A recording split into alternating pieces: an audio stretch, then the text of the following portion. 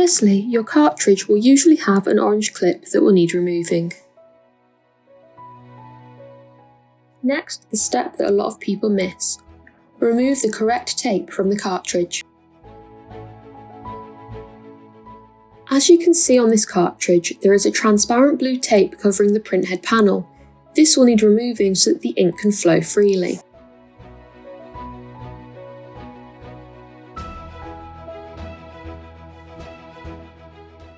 In some cases, the tape will be clear and will look like this. There is sometimes an obvious tab to pull this off, but it is always best to double check. As shown in our other videos, this orange tape is part of the contact chip, so do not remove this. Once you've checked the cartridge for tape, reinstall the cartridge and you should now be able to print.